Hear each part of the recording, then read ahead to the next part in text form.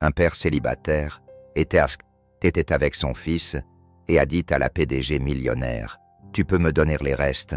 Et elle a fait l'impensable. Avant de commencer, créons une vague de positivité. Commentez avec un mot qui décrit comment vous vous sentez aujourd'hui. Claire Moreau se tenait dans sa cuisine en marbre. La lumière du soleil inondant la pièce à travers les baies vitrées tandis qu'elle observait son mari. Julien retournait des crêpes tandis que leur fille de 5 ans, Léa, riait aux éclatés devant son spectacle de chef exagéré. « Papa fait encore le clown », s'écria Léa, ses boucles blondes rebondissant tandis qu'elle applaudissait de ses petites mains. Claire rit, ajustant son tailleur sur mesure. À 35 ans, elle avait tout ce dont elle avait toujours rêvé. Une entreprise florissante, un mari dévoué et une fille qui illuminait toutes les pièces où elle entrait.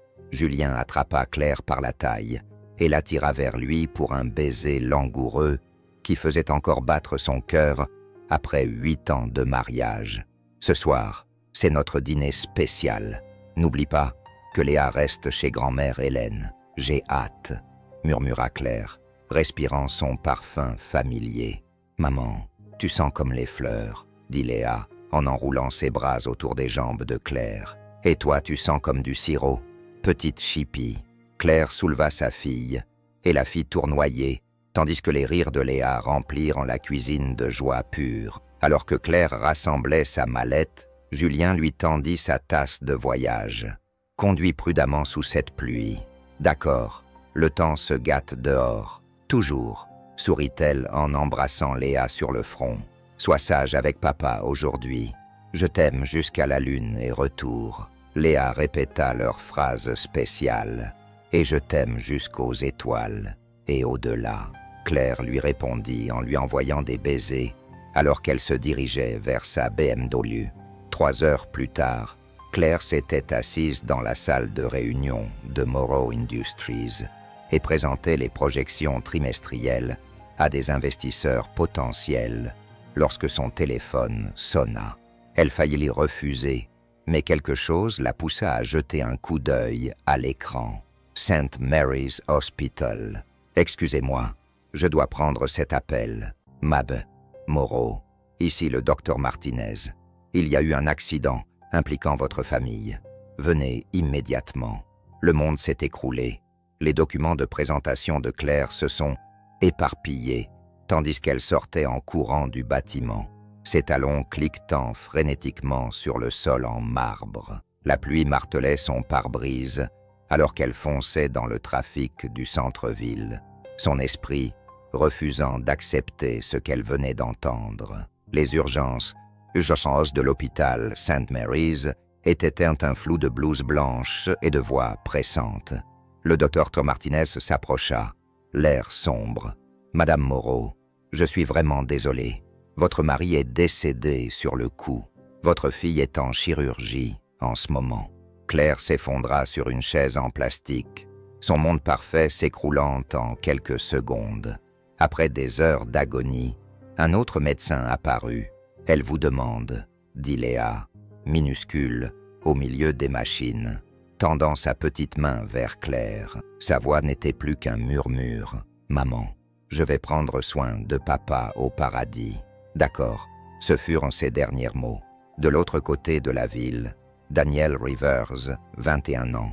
Daniel Rivers s'était penché sur des plans d'ingénierie dans son petit appart, sans se douter qu'à un autre endroit de la ville, la vie d'une femme venait de s'effondrer et que leur chemin allait un jour se croiser d'une manière qu'il ne pouvait même pas imaginer. Ce qui va se passer ensuite va tester les limites de l'endurance humaine et révéler que parfois, quand on pense avoir tout perdu, la vie nous prépare en fait à quelque chose d'extraordinaire. Claire n'avait pas quitté son lit depuis 14 jours.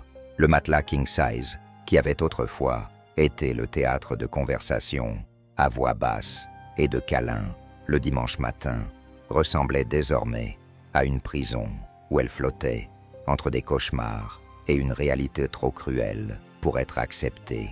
Des bouteilles d'eau vides encombrait la table de chevet à côté des repas intacts que Sarah, son assistante de direction, avait laissés devant la porte de la chambre comme des offrandes à une déesse brisée. Claire, le conseil d'administration, pose des questions. La voix de Sarah filtrait à travers la porte en acajou. Le contrat Henderson a besoin de ta signature et du rapport trimestriel. Mais Claire était incapable de se concentrer sur les contrats ou les rapports. Son regard restait fixé sur le côté du dressing de Julien, où ses chemises, mises repassées, étaient suspendues dans un ordre parfait, rose-bleu marine, lundi bleu caire, mardi, la chemise grise porte-bonheur qu'il avait portée lors de 2 présentations importantes. Son parfum flottait encore sur le tissu, et parfois, dans son délire, elle aurait juré entendre son rire résonner dans la salle de bain, attenante. Au bout du couloir, la chambre de Léa était exactement comme elle l'avait laissée ce terrible jeudi matin. Des tutus roses étaient drapés sur sa petite chaise. Des blocs de construction étaient éparpillés sur le tapis, formant les mots « J'aime maman ». Son éléphant en peluche, adoré, Monsieur Peanuts, montait la garde sur le lit d'effet. Claire avait essayé d'entrer dans la chambre. Une fois, elle avait fait 3 pas avant que ses genoux ne se dérobent sous elle, submergée par l'odeur du shampoing à la fraise et le fantôme des rires de sa fille. Les funérailles avaient été un tourbillon de vêtements, noirs et de condoléances, vides de sens. Se souvenait Claire. Elle se rappelait des fragments, les mains tremblantes d'Hélène, les fleurs qui sentaient trop fort, les inconnus qui disaient que Julien et Léa étaient dans un endroit meilleur, alors qu'elle avait envie de crier que l'endroit le meilleur était ici avec elle, dans leur cuisine, en train de faire des crêpes. Ses amis avaient arrêté de l'appeler après qu'elle eut ignoré leur tentative pendant des semaines. La sonnette ne sonnait presque plus jamais. Pendant ce temps, de l'autre côté de la ville, Daniel Rivers ajusta son casque et surveillait le chantier où il venait d'être promu chef de projet junior. À 21 ans, il était le plus jeune de l'équipe, mais ses professeurs l'avaient recommandé pour sa précision et son dévouement. « Rivas a besoin de ses calculs structurels pour midi », lui cria son superviseur. « C'est déjà fait, monsieur », répondit Daniel en lui tendant les documents soigneusement préparés. Il aimait les responsabilités et faisait des heures supplémentaires pour prouver qu'il méritait cette promotion rapide. Ce soir-là, Daniel était assis dans son petit appartement. Des manuels d'ingénierie étaient éparpillés sur son bureau d'occasion alors qu'il bossait pour obtenir son diplôme universitaire. Son avenir semblait prometteur et prévisible. Une carrière stable, une éventuelle association au sein du cabinet, peut-être un mariage avec quelqu'un de spécial, le moment venu. Il ne pouvait pas savoir qu'à des kilomètres de là, une femme en deuil était allongée immobile dans des draps de soie. Ses larmes avaient séché depuis longtemps. Elle fixait les ombres au plafond et se demandait si son cœur battrait à nouveau, un jour, avec raison. Alors que Daniel calculait les exigences en matière de charge pour le projet du lendemain, Claire a pris une décision qui allait la hanter pendant des mois à venir. Elle attrapa l'oreiller de Julien, le serra contre sa poitrine et murmura dans l'obscurité « Je ne peux pas y arriver sans toi. » Mais parfois, quand on pense avoir touché le fond, la vie nous réserve des épreuves encore plus dures pour tester notre volonté de survivre. 2 mois après les funérailles, Claire reconnaissait à peine la femme qui la regardait dans le miroir de sa salle de bain. Ses tailleurs, autrefois ajustés, pendaient comme des ballons dégonflés sur son corps, amaigri. Elle avait perdu 7 kilos, la nourriture étant devenue une nécessité mécanique que son corps rejetait. Ses cheveux auburn, auparavant coiffés chaque semaine chez le coiffeur, pendaient désormais en mèches graisseuses sur ses épaules. Des cernes sombres creusaient des demi-lunes sous ses yeux, qui avaient oublié comment se concentrer sur quoi que ce soit, au-delà des fantômes qui hantaient chaque recoin de son manoir. Claire, on doit parler du projet Morrison. La voix de Sarah craquait à travers l'écran de l'ordinateur portable pendant leur réunion virtuelle bi-hebdomadaire. Le client menace de se retirer. Si on ne le fait pas, occupe-temps, Claire marmonna, à peine visible dans le cadre de la caméra, recroquevillée dans l'ancien sweatshirt de Julien, de l'université Columbia. Tu as mon autorité. Le visage inquiet de Sarah remplissait l'écran. Claire, je pense que tu devrais y réfléchir. Claire claqua l'ordinateur portable. Elle ne supportait pas les regards compatissants de Sarah, ni ses suggestions pas si subtiles concernant une thérapie pour faire son deuil.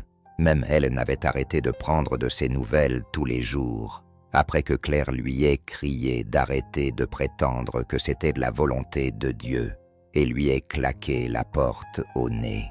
Ses amis de fac avaient abandonné après des mois d'appels ignorés et de plats laissés devant sa porte où il finissait par pourrir. Les journées de Claire se résumaient désormais à une routine tordue qui lui semblait sacrée et nécessaire. Chaque matin à 6h47, exactement à l'heure où Léa se réveillait, elle se traînait jusqu'à la chambre de sa fille et s'asseyait sur le petit lit, serrant Monsieur Peanuts dans ses bras tout en murmurant les histoires que Léa adorait avant de s'endormir. Il était une fois une petite princesse qui vivait dans un château. À midi, elle se rendait dans le placard de Julien et pressait son visage contre ses chemises jusqu'à ce que son odeur embaume ses poumons. Elle choisissait chaque jour une chemise pour dormir, la portant jusqu'à ce que son odeur s'estompe, puis passait à la suivante. Le dîner était le rituel le plus cruel. Claire dressait 3 couverts à la table de la salle à manger chaque soir, servant les nuggets de poulet préférés de Léa et le vin préféré de Julien. Elle mangeait machinalement, tout en conversant avec des chaises vides. « Comment était l'école aujourd'hui, ma chérie ?» demandait-elle à la chaise de Léa. « Raconte à maman la fusion », murmurait-elle à la place de Julien. Le silence qui lui répondait était assourdissant. Il y a 3 semaines, debout sur le balcon de sa chambre qui donnait sur la ville, Claire s'était surprise à calculer la hauteur. Les étages défilaient sous ses yeux, et pendant un moment terrifiant, l'idée de les rejoindre lui avait semblé moins désespérée que réconfortante. De l'autre côté de la ville, Daniel Rivers apprenait une nouvelle qui allait bouleverser sa vie. « Félicitations, mon fils », lui avait annoncé son supérieur. « La direction veut que tu deviennes ingénieur senior sur le projet Riverside Plaza. C'est une grosse promotion, avec beaucoup de responsabilités. » L'ascension rapide de Daniel impressionnait tout son entourage.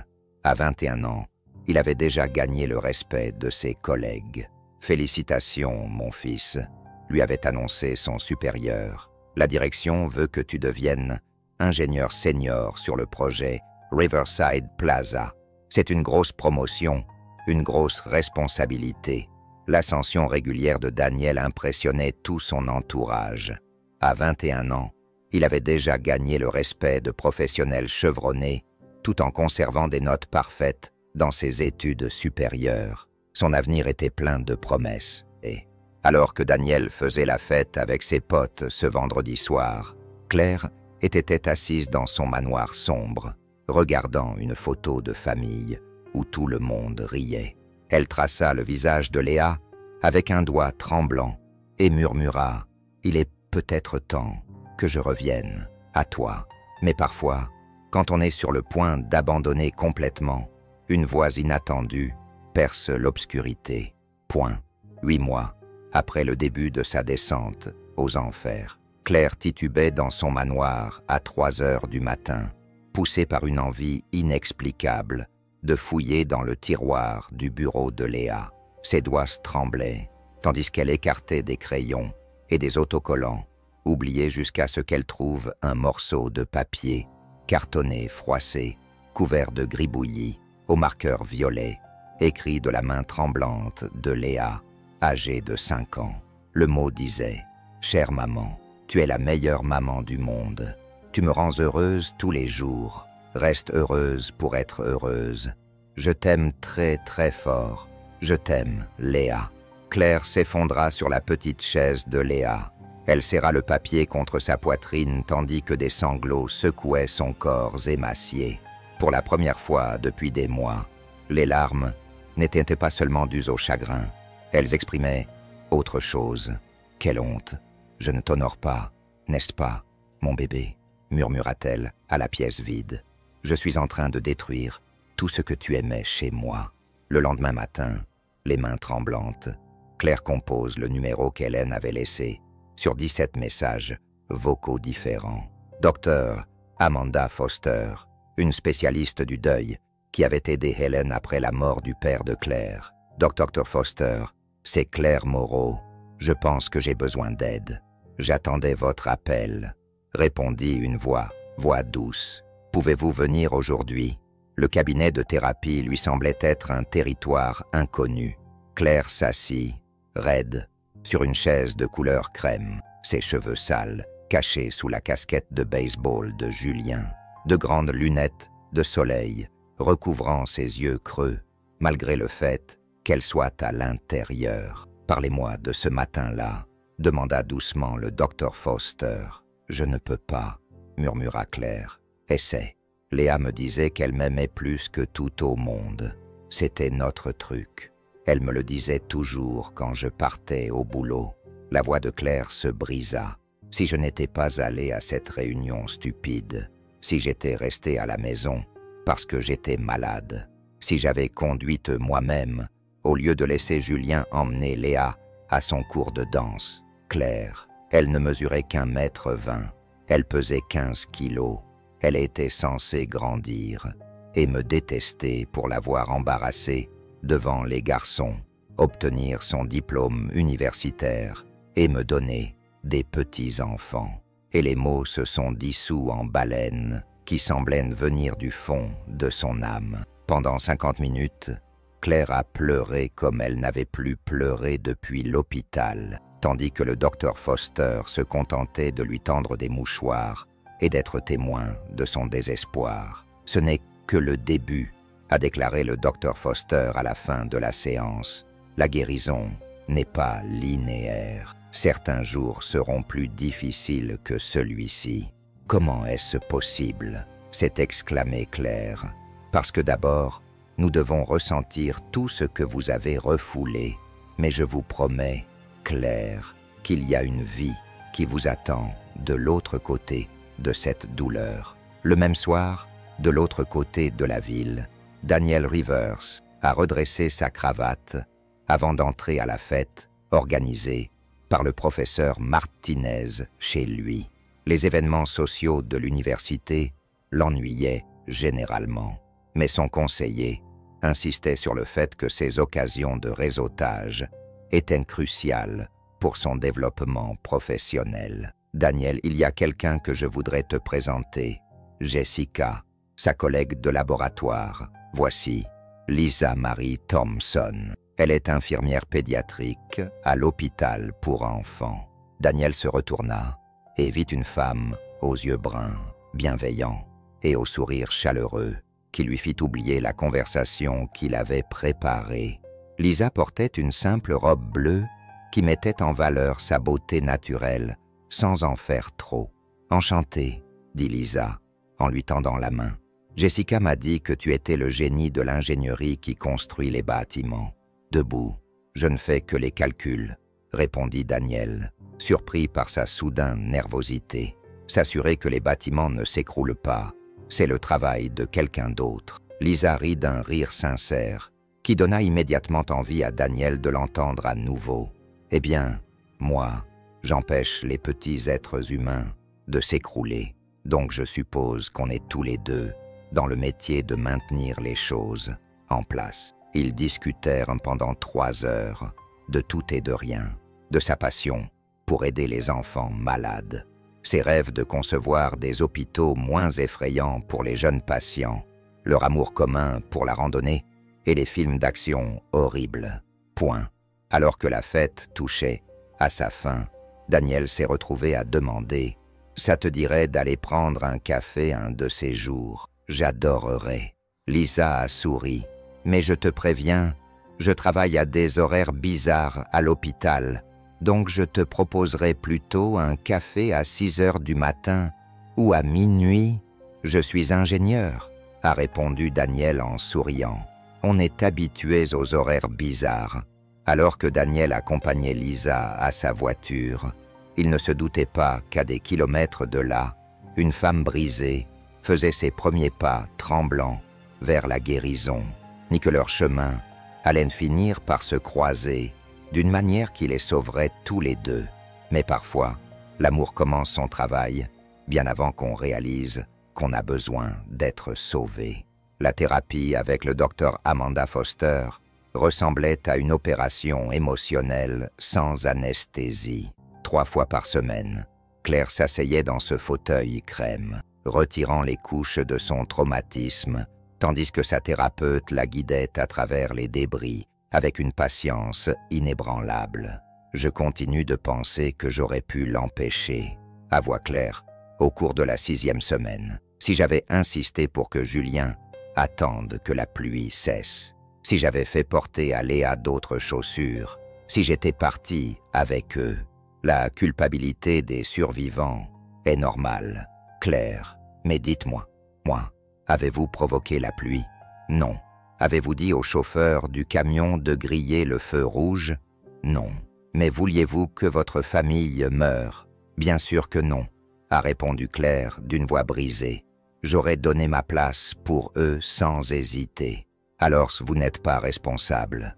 La tragédie n'est pas une punition, Claire. Parfois, des choses terribles arrivent à des gens bien. Les antidépresseurs prescrits par le docteur Foster lui donnaient l'impression qu'un épais brouillard se levait progressivement de son cerveau.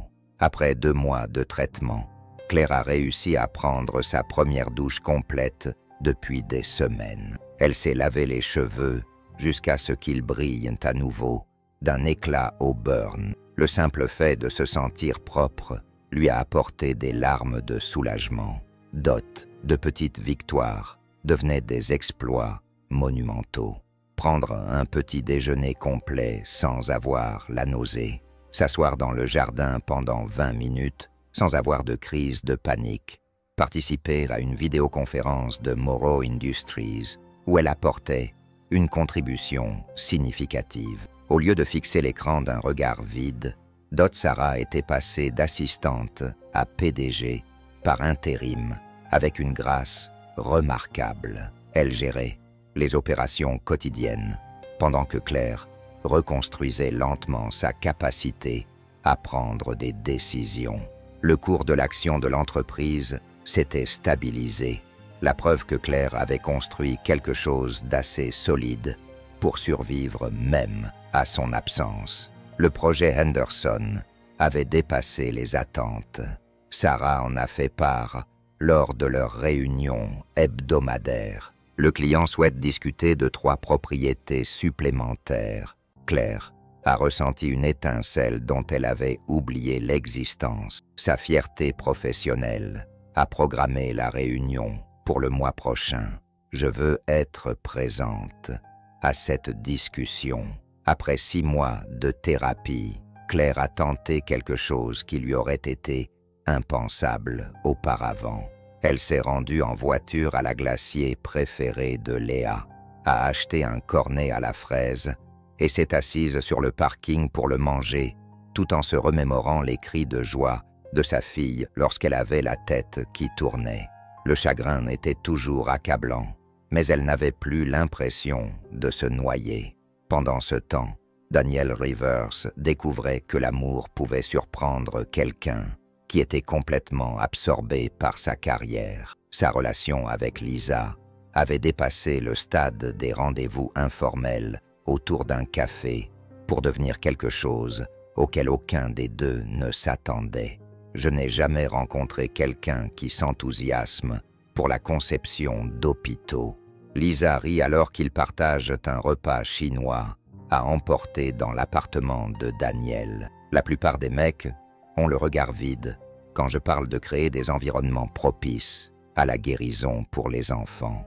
La plupart des mecs n'ont jamais vu à quel point des bâtiments stériles peuvent traumatiser les patients, répondit Daniel en lui montrant les croquis qu'il avait faits. Regarde, si on inclinait les fenêtres ici et qu'on ajoutait ces éléments de lumière naturelle, les enfants n'auraient pas l'impression d'être enfermés dans une prison médicale. Lisa a étudié ces dessins avec un émerveillement croissant. C'est incroyable, Daniel. Tu pourrais révolutionner les soins pédiatriques rien qu'avec l'architecture. C'est mon rêve. Il a souri, puis est devenu sérieux. Lisa, je dois te dire quelque chose. Je suis en train de tomber amoureux de toi. Bien, murmura-t-elle en s'approchant, parce que je suis tombée amoureuse il y a plusieurs semaines et je me demandais quand tu allais enfin le remarquer. Au début, notre amour s'est exprimé à travers des croquis au crayon et des allées froides, mais c'était plus romantique que n'importe quel dîner aux chandelles. 6 mois plus tard, ils emménageaient ensemble dans un appartement confortable, partageaient le loyer et rêvaient de leur avenir. Lisa voulait présenter Daniel à sa famille, mais elle lui a avoué qu'elle n'avait pas de proches. Ses parents étaient morts dans un accident de voiture quand elle avait 17 ans. On créera notre propre famille, lui a promis Daniel en la serrant dans ses bras. Ni Daniel ni Claire ne savaient que leur chemin allait bientôt se croiser de la manière la plus inattendue, réunissant 2 cœurs qui avaient appris des leçons différentes sur la perte, l'amour et le courage nécessaires pour construire quelque chose de beau à partir de morceaux brisés. Les progrès de Claire n'ont pas été une ascension régulière vers la guérison. Ce fut un brutal tourbillon qui l'a rejetée en arrière, juste au moment où elle pensait avoir trouvé un terrain solide. Le premier anniversaire de l'accident est arrivé comme un coup de massue. Malgré la préparation du docteur Foster et l'augmentation des médicaments, Claire a passé 3 jours enfermée dans la chambre de Léa, serrant Monsieur Peanuts dans ses bras et sanglotant jusqu'à en avoir mal aux côtes. Elle ne pouvait ni manger, ni dormir, ni même répondre aux appels de plus en plus inquiets de Sarah. Il est normal de régresser lors de dates importantes. Le docteur Foster le lui a rappelé lors de leur séance d'urgence. Le deuil ne suit pas un calendrier. Claire, guérir ne signifie pas ne plus jamais ressentir de douleur. Il s'agit d'apprendre à la porter différemment. Le 6e anniversaire de Léa, en octobre, a été tout aussi dévastateur. Claire avait prévu d'aller au cimetière avec des fleurs, mais elle s'est retrouvée à minuit dans le rayon jouette de Target, à acheter un gâteau d'anniversaire et à chanter joyeux anniversaire dans une maison vide, jusqu'à ce que les voisins appellent la police pour s'assurer qu'elle allait bien. Noël l'a presque brisée complètement. La maison semblait hantée par les souvenirs des cris excités de Léa à la vue du Père Noël et des terribles tentatives de Julien pour cuisiner la dinde. Claire a passé le 25 décembre au lit, refusant la proposition du docteur Foster de rejoindre Hélène pour le dîner. « Je ne peux pas faire semblant d'être reconnaissante pour quoi que ce soit », a chuchoté Claire pendant sa thérapie. « Mais tout le monde dit que je devrais être reconnaissante d'avoir survécu, mais certains jours, je pense qu'ils se trompent. Certains jours, je pense que c'est moi qui suis morte et que je ne fais que hanter cette vie. » Mais janvier a apporté une force inattendue. Claire a assisté à sa première réunion du conseil d'administration de Morrow Industries depuis plus d'1 an, apportant des idées stratégiques qui ont rappelé à tout le monde pourquoi elle avait bâti une entreprise multimillionnaire. Sarah s'était vue accorder la procuration pour les opérations quotidiennes, mais les décisions complexes nécessitaient toujours l'esprit brillant de Claire. Bon retour parmi nous, patronne. Sarah sourit après que Claire ait négocié avec succès un partenariat qui allait permettre d'étendre leurs activités sur la côte ouest. Son esprit vif nous avait manqué. L'entreprise avait survécu à l'absence de Claire, mais elle avait clairement besoin de sa visionnaire pour renaître véritablement. Le cours de l'action a augmenté de 15% après que la nouvelle de son retour ait été annoncée aux investisseurs. Pendant ce temps, Daniel et Lisa s'installaient dans le bonheur domestique dans leur modeste appartement de 2 chambres. Daniel avait peint la cuisine en jaune parce que Lisa avait dit qu'elle aimait la lumière du soleil et elle avait rempli tous les rebords des fenêtres de plantes parce que Daniel avait dit « Elle donne de la vie à la pièce. Je veux te présenter ma sœur, Catherine », annonça Daniel un soir devant un plat de spaghettis maison. Elle m'a posé des questions sur la mystérieuse petite amie qui m'a complètement domestiqué. Lisa avait l'air surprise. Je croisais que tu avais dit que ta famille était éloignée. Catherine et moi avons perdu contact après la mort de papa, quand j'avais 16 ans, expliqua Daniel en remuant pensivement ses pattes. Elle a déménagé à Portland, s'est mariée, a commencé une nouvelle vie, mais elle m'a contacté le mois dernier. Apparemment, notre cousine commune lui a dit que j'étais sérieuse avec quelqu'un. J'aimerais beaucoup la rencontrer. Lisa sourit. Ce serait sympa d'avoir à nouveau une famille. L'expression de Daniel s'adoucit. J'y ai beaucoup pensé ces derniers temps. À la famille, à construire quelque chose de durable. De quel genre de durabilité parles-tu? Demanda Lisa, les yeux brillants d'anticipation. Le genre où je te demande de m'épouser, répondit Daniel simplement. Pas ce soir. Je veux le faire comme il faut, avec une bague et tout le tralala. Mais j'ai besoin que tu saches que c'est là où va mon cœur. Lisa posa sa fourchette et se rapprocha de lui à table. Daniel Rivers, est-ce que tu me préviens à l'avance de ta demande en mariage? Peut-être, dit-il en souriant, tout en l'attirant sur ses genoux. Ça te va, plus que ça, murmura-t-elle en l'embrassant tendrement. C'est parfait. Alors qu'ils s'enlaçaient dans leur petite cuisine, aucun d'eux ne pouvait imaginer qu'à l'autre bout de la ville, une femme apprenait à survivre à ses moments les plus sombres, se préparant à un avenir qui allait lier leur vie d'une manière qui dépassait leurs rêves les plus fous. Après une année complète de thérapie intensive, Claire tenta quelque chose qui lui aurait autrefois semblé tout naturel. Elle retourna chez Morrow Industries pour travailler à temps partiel. Traverser le hall d'entrée rutilant lui semblait irréel. Les employés qui ne l'avaient pas vue depuis des mois lui offraient des sourires prudents et des accueils chaleureux. Ils ne savaient pas comment interagir avec leur PDG en deuil. Le bureau d'angle de Claire était exactement comme elle l'avait laissé. Elle avait l'impression de visiter un musée de son ancienne vie. Le projet Riverside a besoin de votre approbation finale, expliqua Sarah en étalant les contrats sur le bureau en acajou de Claire. Le service juridique a tout vérifié, mais ils veulent ta signature sur l'addendum relatif à l'impact environnemental. Claire fixait les documents, son esprit peinant à comprendre des mots qui autrefois lui auraient été immédiatement compréhensibles.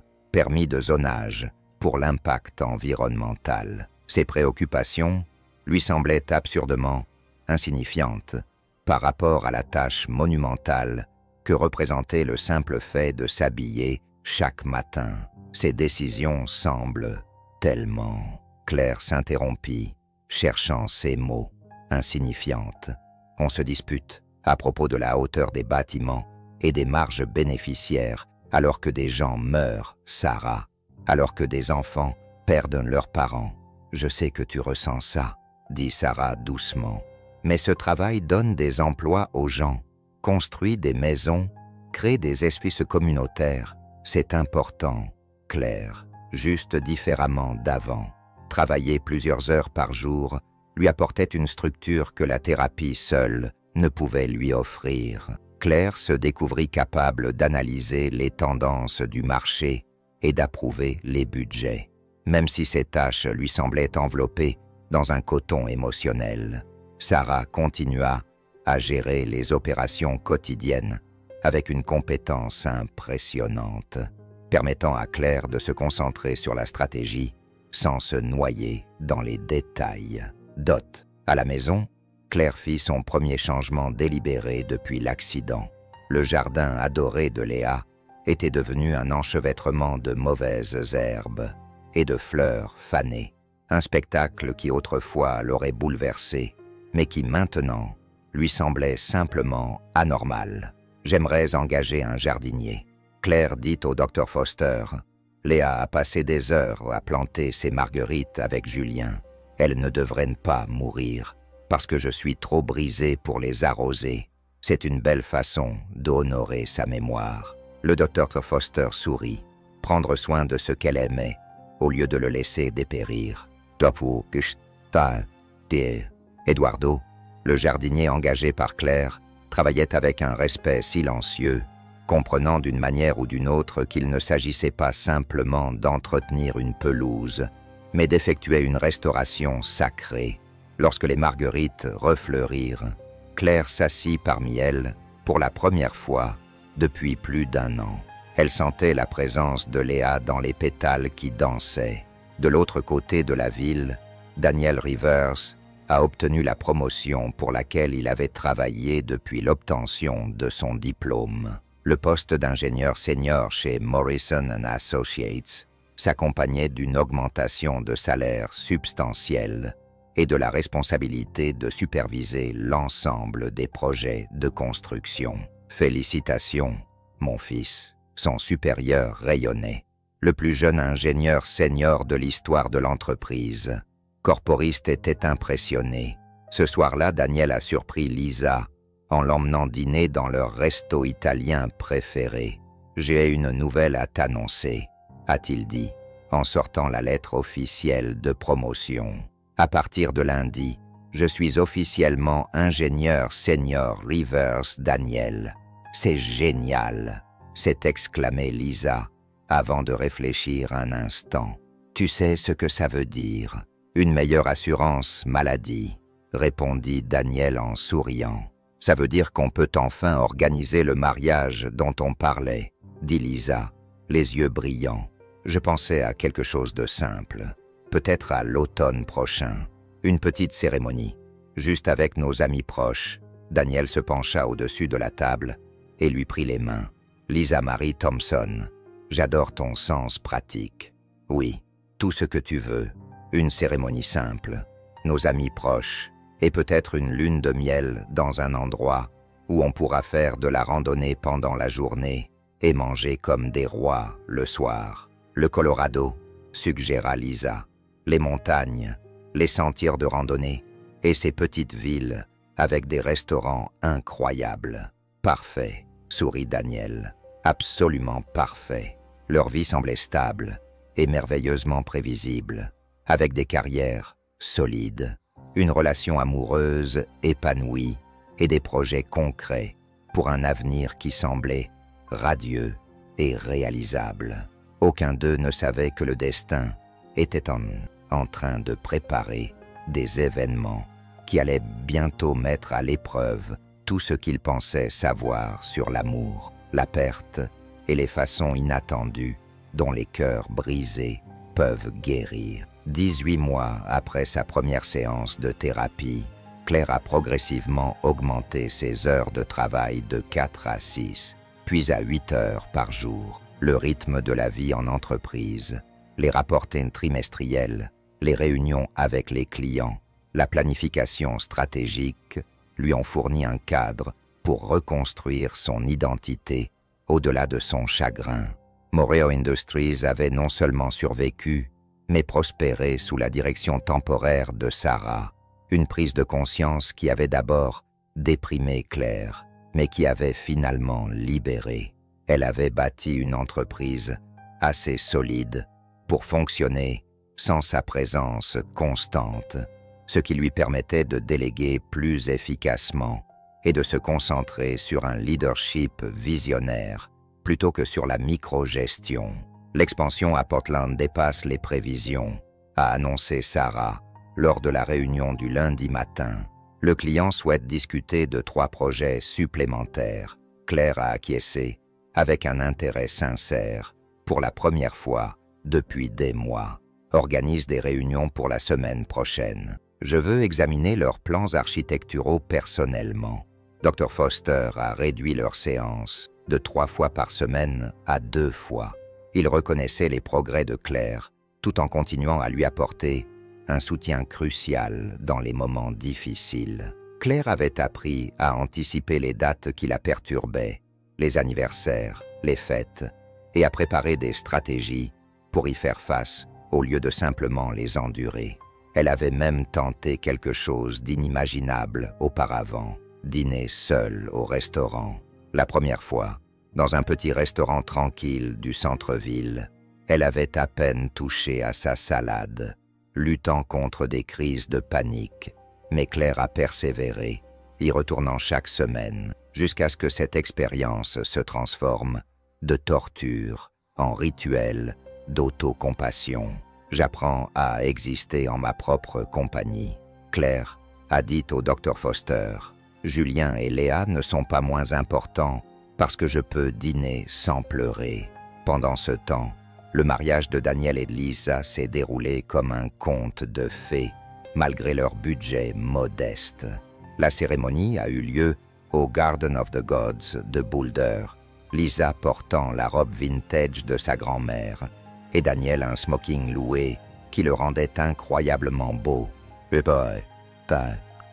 Je promets de t'aimer » à travers les délais de construction et les gardes de 12 heures à l'hôpital, a promis Daniel, tenant les mains tremblantes de Lisa, tandis que les feuilles d'automne dansaient autour d'eux. « Je promets de toujours rire de tes mauvaises blagues d'ingénieur », a répondu Lisa, les larmes coulaient sur ses joues, et de construire avec toi une vie plus solide que n'importe quel bâtiment que tu concevras jamais.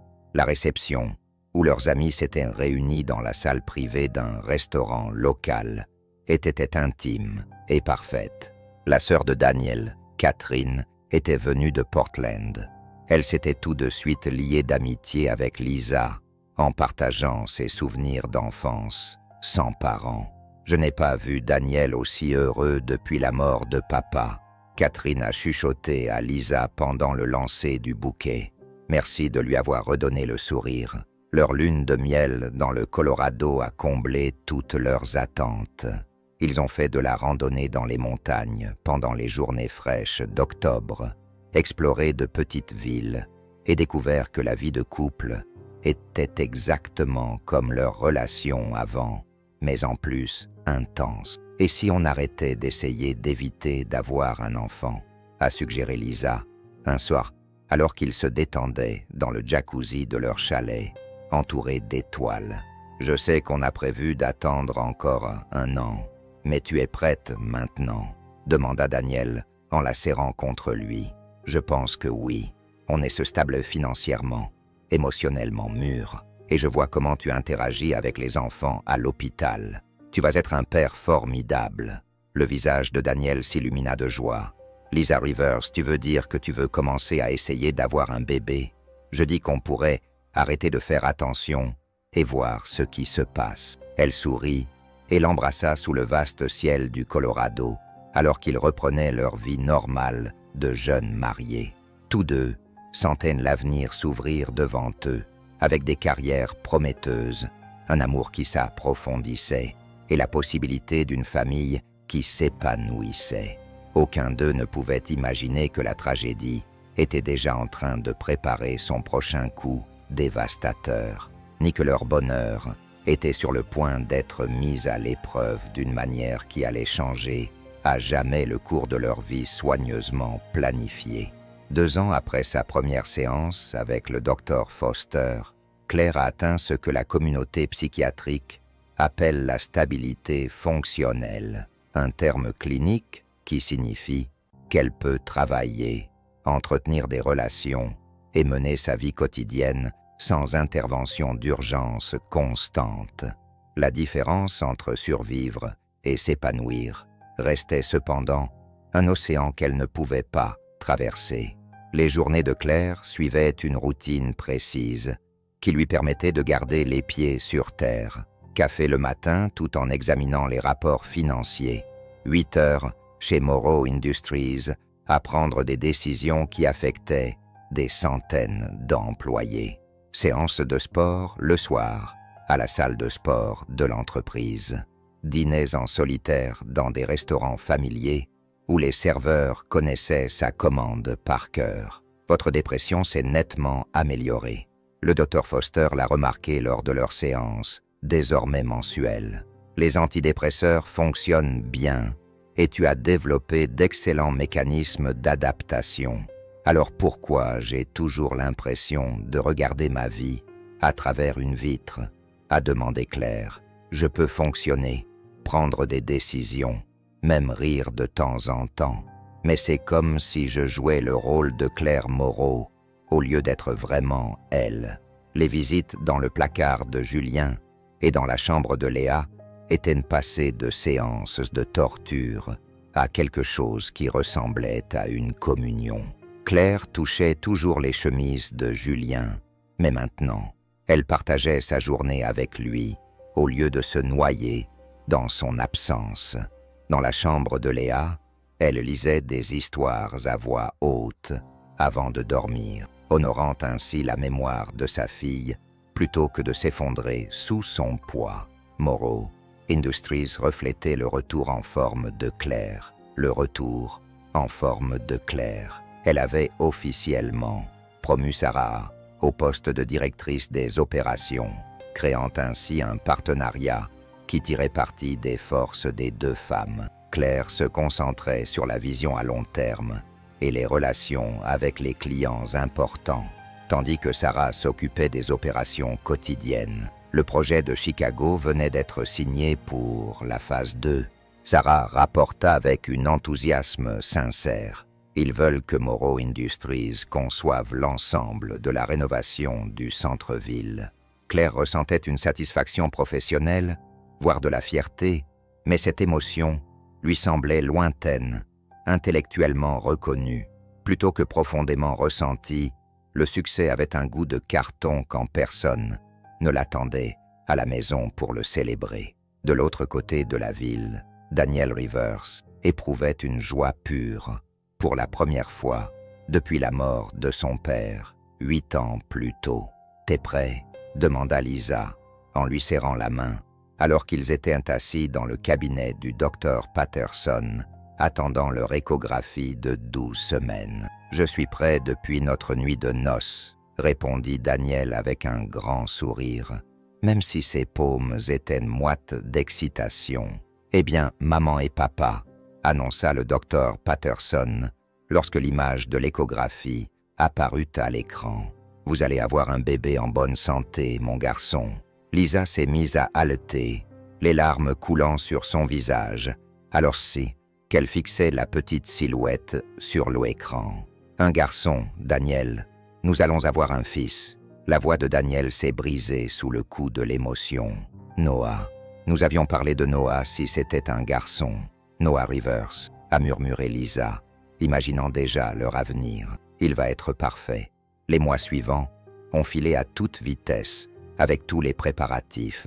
Ils ont transformé leur chambre d'amis en chambre de bébé, peint les murs en bleu clair et assemblé un lit bébé que Daniel a tenu de tester 3 fois pour s'assurer qu'il était solide. La grossesse de Lisa s'est bien passée, avec des nausées matinales qui ont disparu au 2e trimestre et une excitation grandissante à chaque rendez-vous chez le médecin. Daniel a pris des heures supplémentaires et fait des heures supplémentaires pour économiser suffisamment d'argent pour un congé paternité prolongé. Mais Je veux être à la maison avec toi et Noah pendant au moins 2 mois, a-t-il dit à Lisa. Je ne veux rien manquer. Et Daniel a fait des heures supplémentaires et des projets supplémentaires, déterminé à économiser suffisamment pour prendre un congé paternité prolongé. Je veux être à la maison avec toi et Noah pendant au moins 2 mois. Il a dit à Lisa, « Je ne veux rien manquer. Tu vas être un père incroyable, » a répondu Lisa, en le regardant assembler soigneusement une table, allongée tout en marmonnant des calculs d'ingénierie à voix basse. À 25 ans, Daniel avait l'impression que tout dans sa vie s'alignait parfaitement. Une carrière réussie, un mariage heureux, un bébé en bonne santé en route. L'avenir semblait prévisible et radieux. Ni Daniel ni Claire ne savaient que la vie s'apprêtait à les mettre à l'épreuve d'une manière qu'ils ne pouvaient imaginer, ni que leur chemin allait bientôt se croiser au moment le plus sombre qu'ils aient jamais connu. 3 ans après l'accident, la vie de Claire s'était cristallisée en une routine si précise qu'on aurait pu la mesurer avec un chronomètre. Du lundi au vendredi, réveil à 6 heures, café et rapport financier jusqu'à 7h30. Arrivé chez Moreo Industries à 8h15. Travail jusqu'à 18h avec Sarah qui gérait les interruptions. Gym jusqu'à 19h30. Dîner seul à la table habituelle du restaurant italien Romano, à midi, près de la fenêtre. Toujours du saumon avec des asperges. Le personnel du restaurant la connaissait si bien qu'il lui servait son vin avant même qu'elle ne s'assoie. « Bonsoir, Madame Moreau », Marco le serveur lui disait ce qu'il disait tous les soirs. Claire appréciait l'absence de bavardage et la façon dont il traitait son dîner solitaire comme quelque chose de normal plutôt que de pitoyable. Elle observait les autres familles à travers les fenêtres, coupant la nourriture des tout-petits, les couples se tenant la main à travers les tables, les adolescents levant les yeux au ciel devant les conseils de leurs parents. Ces scènes lui procuraient une douleur sourde, mais plus l'agonie aiguë qu'elle lui causait autrefois. De retour à la maison à 21h, elle se rendait dans le placard de Julien, touchait 3 chemises et murmurait à propos de sa journée. Puis elle allait dans la chambre de Léa, où elle feuilletait des albums photos. Parfois, elle lisait à voix haute des livres pour enfants qu'elles avaient aimés ensemble. Au lit à 22h30, endormie à 23h, grâce à des somnifères prescrits. Votre routine vous apporte de la stabilité, reconnaissait le docteur Foster lors de leur séance, désormais bi-hebdomadaire. Mais Claire, quand avez-vous fait pour la dernière fois quelque chose de spontané, quelque chose qui vous a apporté de la joie plutôt que du simple réconfort? Je ne crois pas me souvenir de ce qu'est la joie, répondit Claire honnêtement. Ça marche, je fonctionne, l'entreprise prospère. Je ne suis un fardeau pour personne. Mais vivez-vous ou survivez-vous, simplement? Claire ne pouvait pas répondre, car elle n'était plus sûre de connaître la différence. Morrow Industries avait plus de succès que jamais. Grâce à son partenariat avec Sarah, le projet de rénovation à Chicago avait débouché sur des contrats dans 3 autres grandes villes. Claire pouvait négocier des contrats de plusieurs millions de dollars et inspirer son équipe, mais ses réalisations lui donnaient l'impression de regarder le film de quelqu'un d'autre. Techniquement, tu as atteint tout ce que les thérapeutes espèrent pour des patients traumatisés. Le Dr Foster a dit, vous êtes stable, productive, sûre de vous, mais le rétablissement ne se résume pas à fonctionner. Il s'agit de trouver des raisons de vouloir fonctionner. Pendant ce temps, à 36 semaines de grossesse, Lisa Rivers a été confrontée à sa première complication grave. Votre tension artérielle est préoccupante, a expliqué le docteur Patterson lors de ce qui aurait dû être un examen de routine. Nous observons des signes de prééclampsie, gonflement des mains et des pieds protéines dans les urines, taille artérielle élevée. Daniel serra la main de Lisa plus fort. Qu'est-ce que cela signifie pour le bébé? Avec une surveillance attentive. La mère et le bébé devraient se porter bien, les rassura le médecin. Mais Lisa doit rester alitée jusqu'à l'accouchement.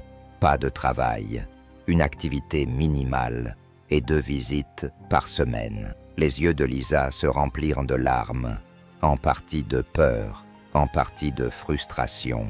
Je devais travailler jusqu'à 38 semaines. Mes patients comptent sur moi. Votre bébé compte encore plus sur vous, dit Daniel fermement.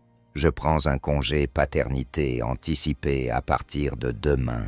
Daniel, on ne peut pas se permettre de te perdre, toi ou Noah, l'interrompit-elle. L'argent n'a pas d'importance. Rien n'a d'importance, à part votre sécurité à tous les deux. Dr. Patterson approuva d'un signe de tête. La prééclampsie est grave, mais elle peut être gérée avec des soins appropriés, un repos complet, une surveillance attentive et un accouchement immédiat si les symptômes s'aggravent. La plupart des femmes atteintes d'une prééclampsie légère ont mené leur grossesse à terme avec succès. Daniel transforma leur appartement en un havre de paix, apportant les livres préférés de Lisa, aménageant un nid douillet sur le canapé, d'où elle pouvait voir la chambre de leur bébé presque terminée, et installant un bureau à domicile, afin de pouvoir la surveiller constamment, tout en terminant ses projets essentiels. « Noah va être tellement aimé », murmura Lisa. Ce premier soir de repos au lit, la main de Daniel posée sur son ventre, arrondi, tout comme sa maman, répondit Daniel en embrassant son front. Tout va être parfait, mais parfois, quand on se sent le plus confiant, quant à notre capacité à contrôler les circonstances, la vie nous révèle à quel point on n'a en réalité que très peu de contrôle. Claire était assise à sa table habituelle chez Romanos, coupant méthodiquement son saumon tout en observant une jeune famille, 3 tables plus loin.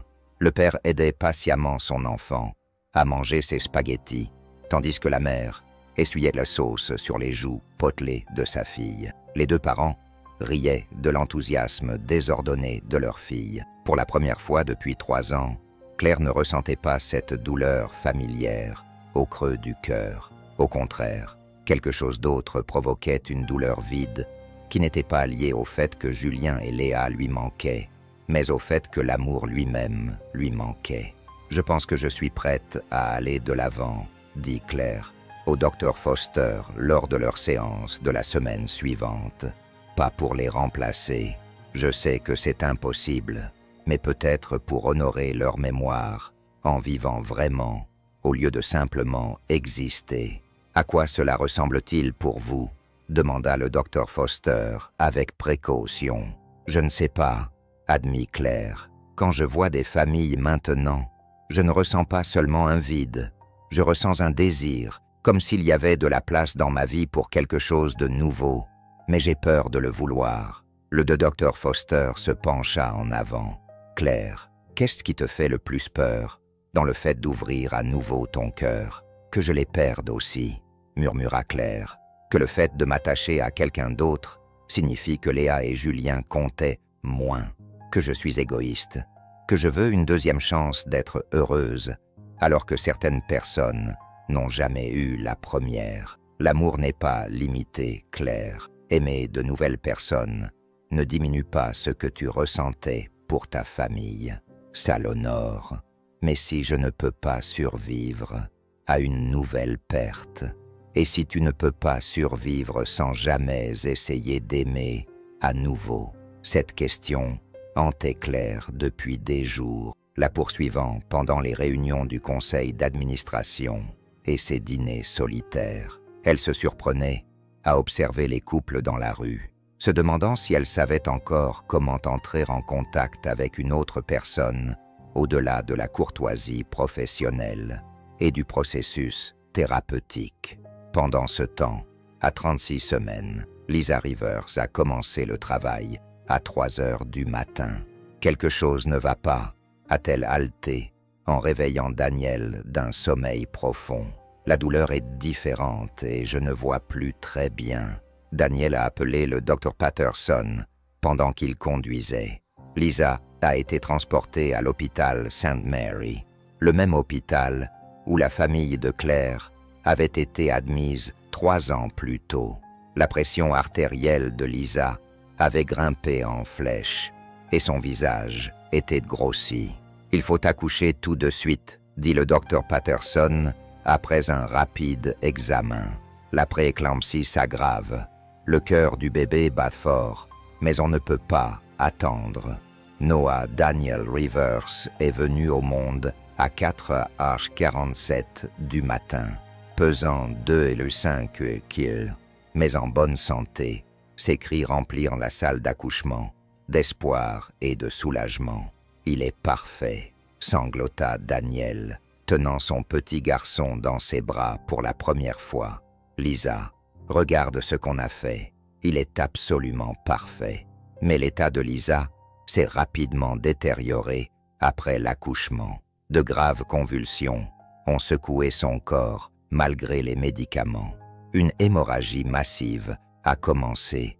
Sa tension artérielle a chuté, tandis que les médecins s'efforçaient désespérément de la stabiliser. « On la perd », murmura une infirmière, alors que les alarmes retentissaient dans toute la pièce. Pendant 8 heures, les équipes médicales luttèrent pour sauver Lisa Rivers, tandis que Daniel tenait son nouveau-né dans la salle d'attente, regardant à travers la vitre les infirmières qui se précipitaient avec des poches de sang et du matériel d'urgence. À 18h23, le docteur Patterson est sorti, les larmes aux yeux. « Daniel, je suis vraiment désolé. On a fait tout ce qu'on pouvait, mais les complications étaient trop graves. Lisa est décédée il y a 12 minutes. Le monde s'est arrêté. » Daniel a regardé le médecin, toujours Noah dans les bras, incapable de comprendre ces mots qui n'avaient aucun sens. Lisa était celle qui devait élever ce bébé avec lui. Ils avaient des projets, un fonds pour ses études, des vacances en famille, apprendre à Noah à faire du vélo et construire une maison.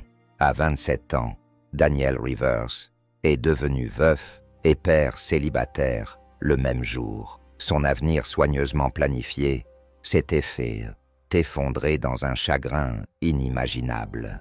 De l'autre côté de la ville, Claire Moreau a ressenti une tristesse inexplicable l'envahir pendant le dîner. Elle ne savait pas que quelque part dans l'obscurité, un autre cœur apprenait le poids pas dévastateur d'une perte soudaine et insensée. Le jeudi soir est arrivé comme tous les autres, dans la vie soigneusement orchestrée de Claire. Elle était assise à sa table habituelle, au restaurant Platinum, la table 12, près de la fenêtre, coupant méthodiquement son saumon, tout en observant la foule familière qui dînait autour d'elle. 3 ans s'étaient écoulés depuis sa conversation avec le docteur Foster au sujet de son désir d'autre chose.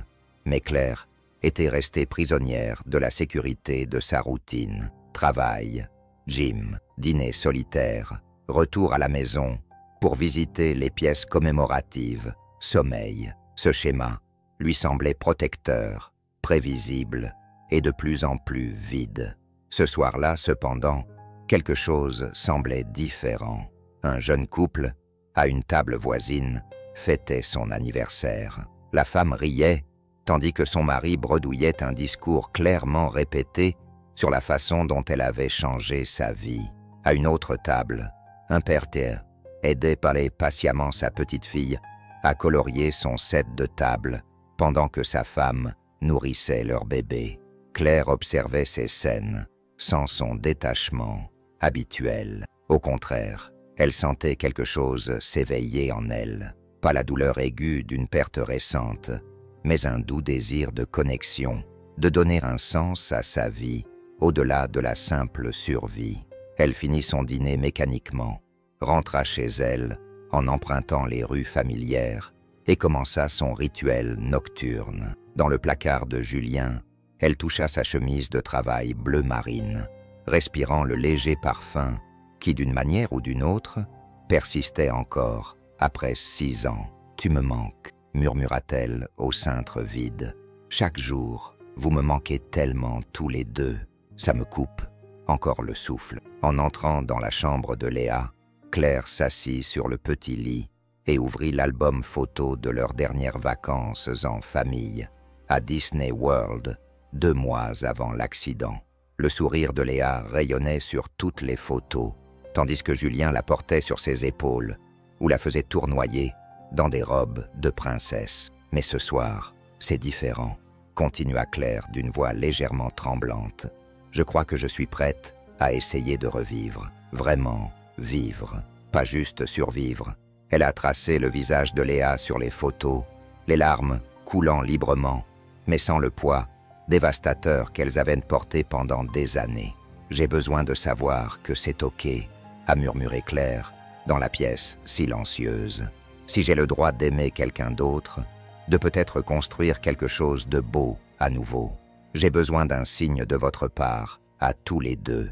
J'ai besoin de savoir que je ne trahirai pas votre mémoire en voulant être heureuse. » La maison P resta silencieuse, mais quelque chose dans la poitrine de Claire se relâcha.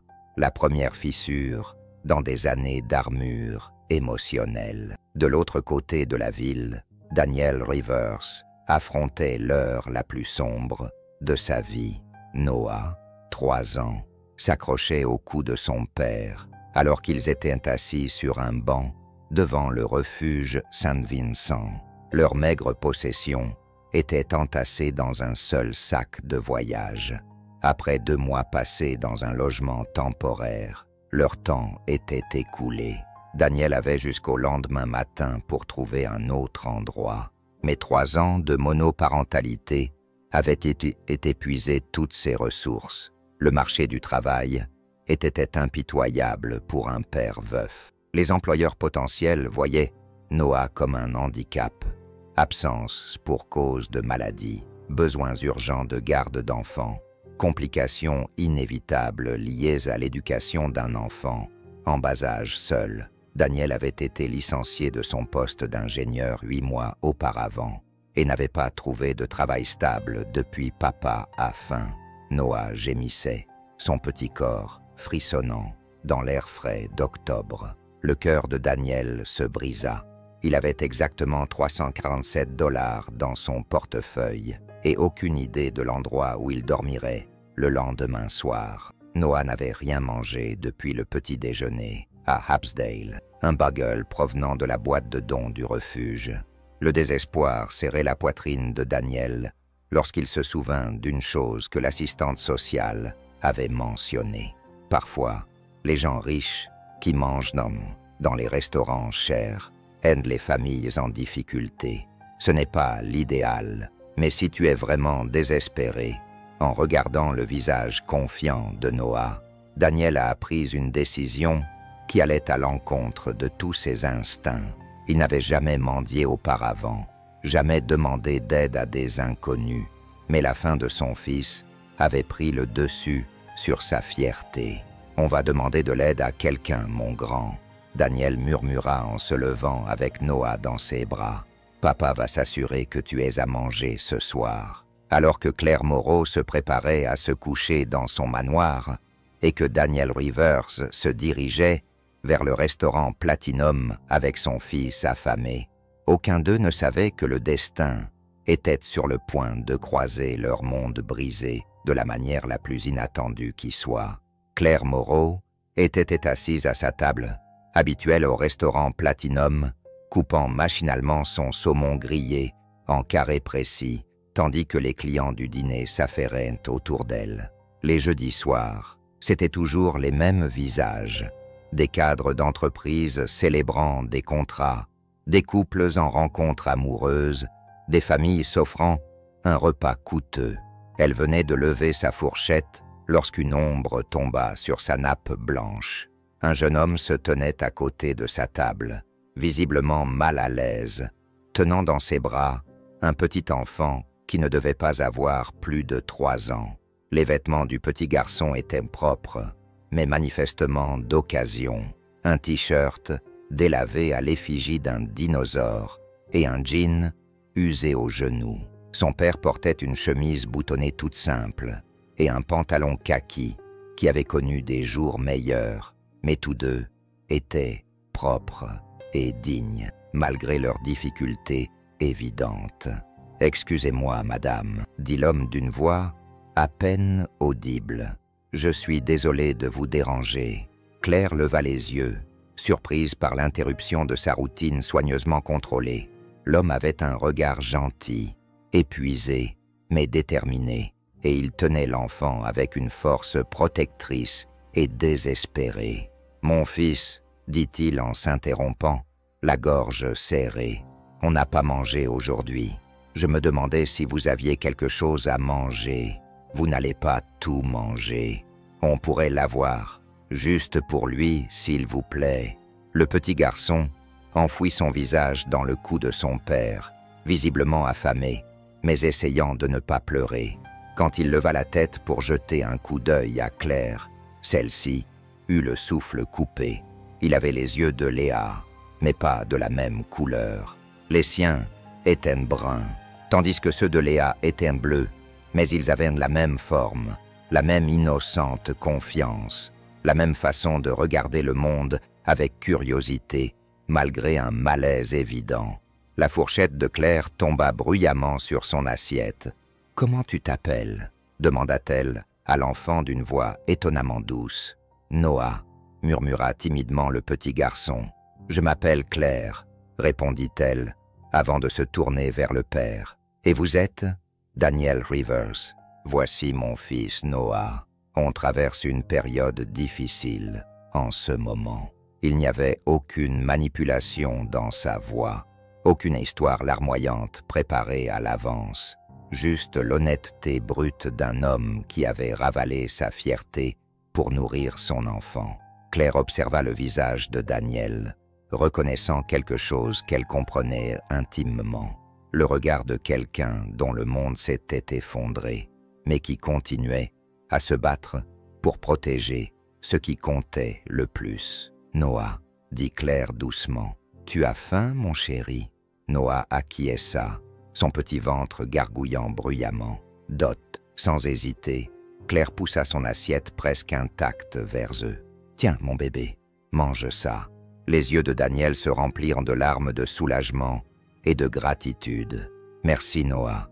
Qu'est-ce qu'on dit ?»« Merci, jolie dame, » murmura Noah. Puis il se jeta sur le saumon avec l'urgence d'une faim authentique, tandis que Claire regardait ce petit garçon la dévorer, coupant soigneusement chaque bouchée et mâchant lentement pour la faire durer, et quelque chose se brisa dans sa poitrine pour la première fois depuis 6 ans. Pas la fracture dévastatrice du chagrin, mais quelque chose de complètement différent. Elle ressentait à nouveau l'amour maternel, pas pour la mémoire de Léa, mais pour cet enfant vivant, qui respirait et qui avait besoin de protection et d'attention. « Quand as-tu mangé pour la dernière fois ?» demanda Claire à Daniel à voix basse. « Hier matin » admit Daniel. Il était entièrement concentré sur Noah, mais il est plus important. Il est tout ce qui compte. Claire fit signe immédiatement au serveur. « J'ai besoin du menu enfant, d'un verre de lait. » Et elle marqua une pause, observant le visage épuisé de Daniel, du menu spécial pour 2 adultes. « Madame, ce n'est pas la peine, » commença Daniel. « Si, c'est la peine, » l'interrompit Claire, surprise par la fermeté de sa voix. « Tu nourris ton fils en premier.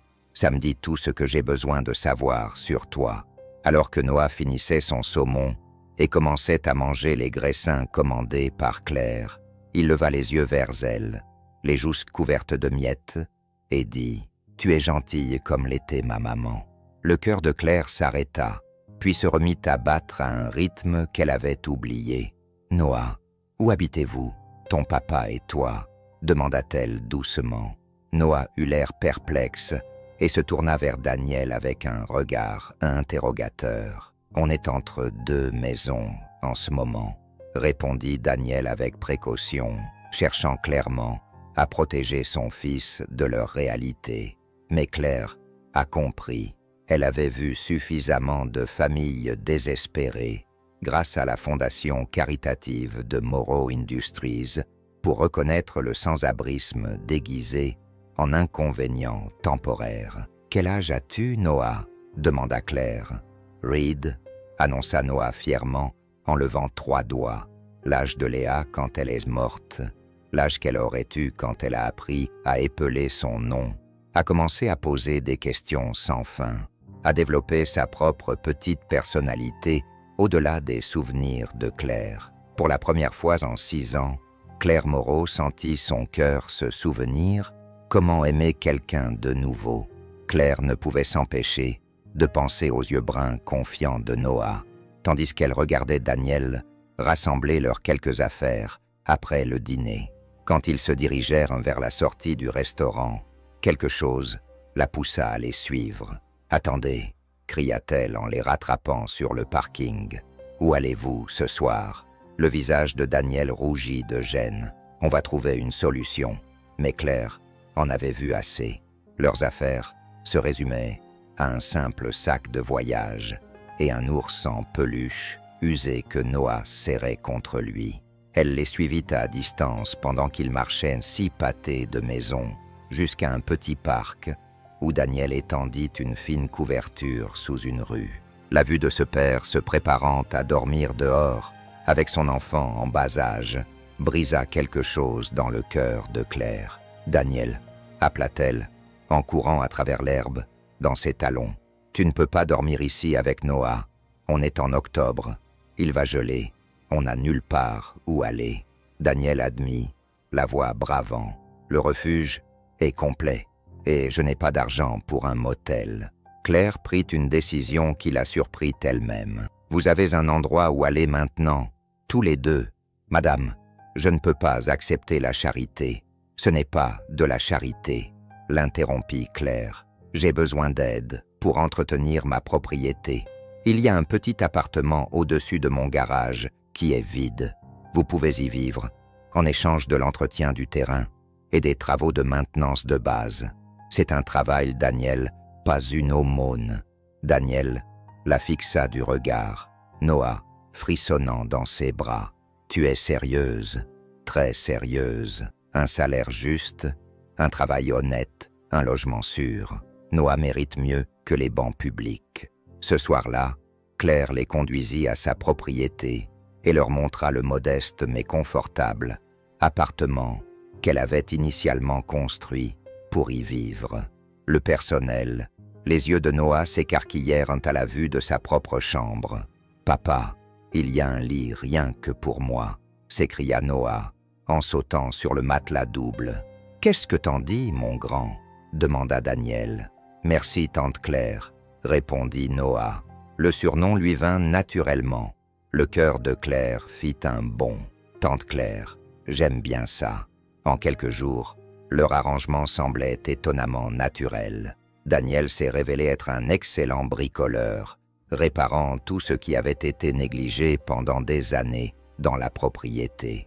Noah le suivait partout, bavardant sans arrêt et redonnant vie à des espaces qui avaient été silencieux pendant trop longtemps.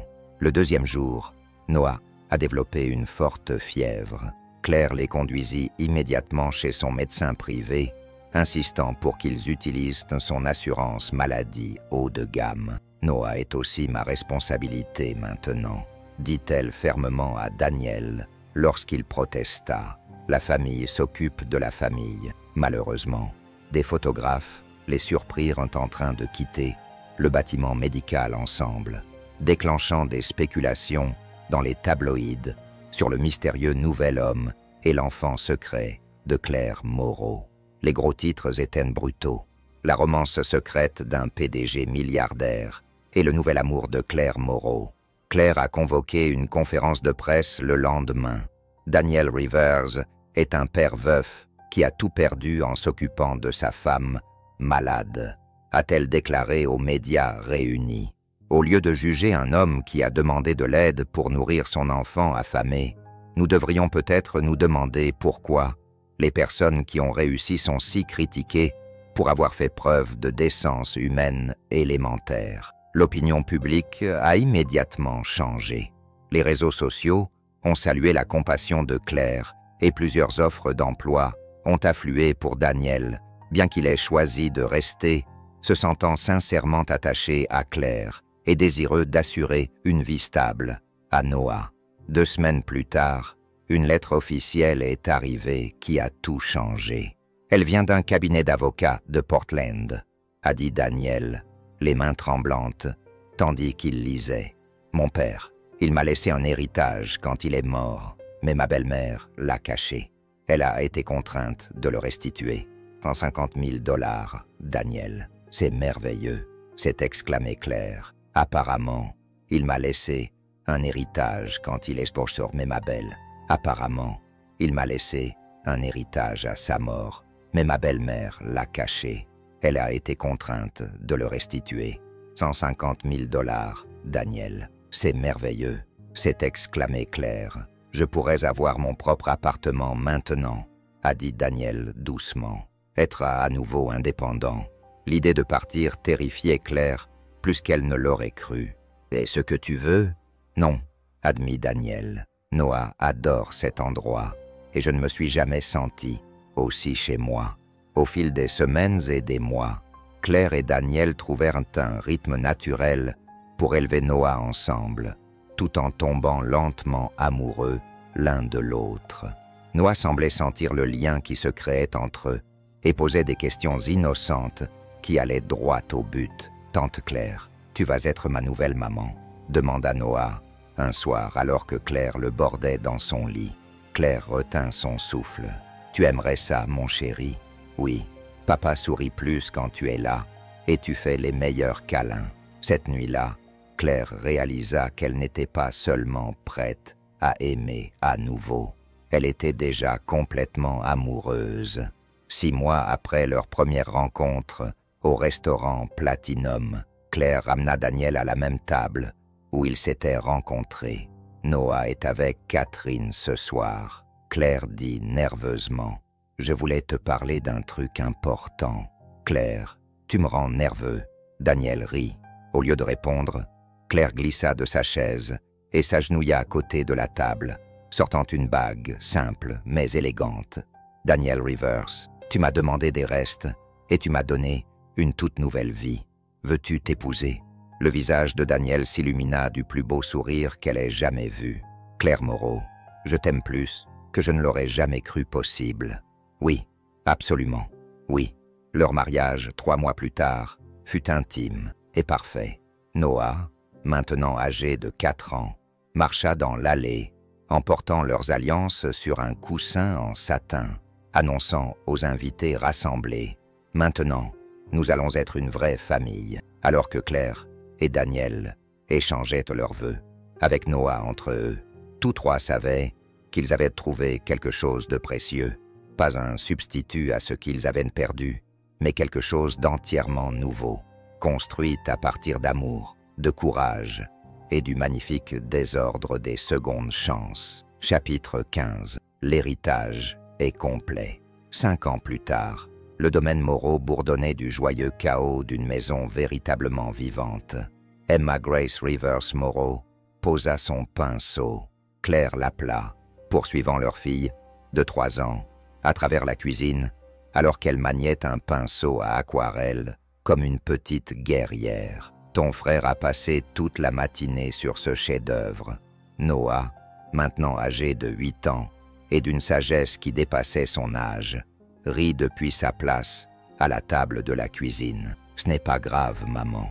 Emma est juste en train d'être créative, comme tu nous as appris. » Claire s'arrêta, le cœur encore battant à cause de la façon naturelle dont Noah l'appelait maman. Il se souvenait à peine de sa vie avant elle. Claire était tout simplement sa mère, aussi complètement que si elle l'avait mise au monde elle-même. « Papa est rentré », annonça Emma, en entendant la voiture de Daniel dans l'allée. Elle se dirigea vers la porte d'entrée sur ses jambes potelées, ses boucles auburn si semblables à celles de Claire, rebondissaient à chaque pas. Daniel prit Emma dans ses bras tandis que Noah se précipitait pour lui faire un câlin de bienvenue. À 33 ans, Daniel était devenu l'homme confiant que Claire avait toujours vu derrière son apparence désespérée. Son entreprise d'ingénierie spécialisée dans la conception de bâtiments adaptés aux familles avait connu un succès incroyable. « Comment vont mes personnes préférées ?» demanda Daniel en attirant Claire vers lui pour un baiser qui faisait encore battre son cœur après 5 ans de mariage. « Grand-mère Catherine nous apprend à faire des biscuits », annonça Noah, et Emma essayait de peindre le chien. À travers la fenêtre de la cuisine, ils pouvaient voir Catherine Ravers s'occuper du jardin derrière la maison d'hôte où elle vivait depuis 3 ans. La mère de Daniel, redécouverte grâce au règlement de l'héritage, était devenue la grand-mère que Noah et Emma adoraient, et la mère que Claire n'aurait jamais pensé chérir. En parlant de grand-mère Catherine, Claire dit « Elle garde les enfants ce soir. C'est un jour spécial. » Le visage de Noah s'illumina d'un air compréhensif. L'anniversaire, le jour où papa a eu le courage de demander de l'aide et où tu as eu le courage de la lui donner. Ce soir-là, Claire et Daniel retournèrent au restaurant Platinum. La même table, la même vue depuis la fenêtre, mais tout avait changé grâce à l'amour qu'ils avaient construit ensemble. 5 ans, s'émerveilla Daniel en tendant la main par-dessus la table pour prendre main de Claire. Parfois, j'ai du mal à croire que cette nuit désespérée ait mené à tout cela. Noah m'a demandé quelque chose hier. Claire sourit. Il voulait savoir pourquoi tu m'avais demandé de la nourriture cette nuit-là plutôt qu'à quelqu'un d'autre. Qu'est-ce que tu lui as répondu? Je lui ai dit que parfois, lorsque nous sommes assez courageux pour demander ce dont nous avons besoin, Dieu nous donne bien plus que ce que nous aurions jamais imaginé mériter.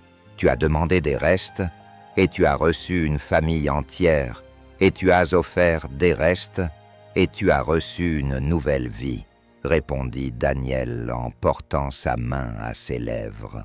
La maison dans laquelle ils rentrèrent bourdonnait de bonheur. Catherine avait couché les 2 enfants et laissé des biscuits tout frais refroidir sur le comptoir. La même recette que Léa adorait et qui était désormais aussi la préférée de Noah et Emma.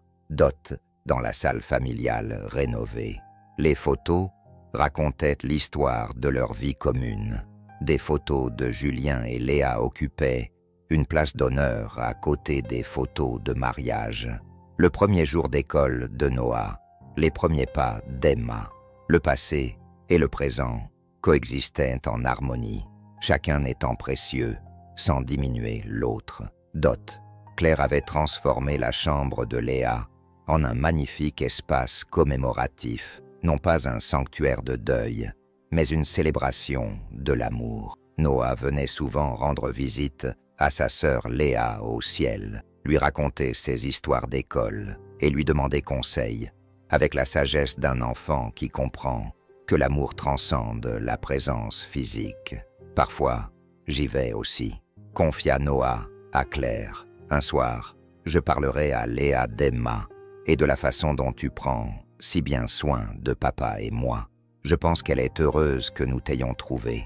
Ce soir, alors que Claire bordait Noah dans son lit, il l'a surprise par son sérieux inhabituel. « Maman, mon professeur nous a demandé d'écrire sur notre famille pour les devoirs. Qu'est-ce que tu as écrit, mon chéri ?» Noah a sorti une feuille de cahier couverte d'une écriture soignée, une écriture de 2e année. Ma famille a commencé quand mon papa a eu le courage de demander de l'aide et que ma maman a eu le courage de la lui donner. Certaines personnes pensent que toutes les familles doivent commencer de la même manière, mais la mienne a commencé par un coup de foudre dans un restaurant. Ma maman dit que l'amour, ce n'est pas remplacer quelqu'un, c'est faire de la place pour aimer plus de gens.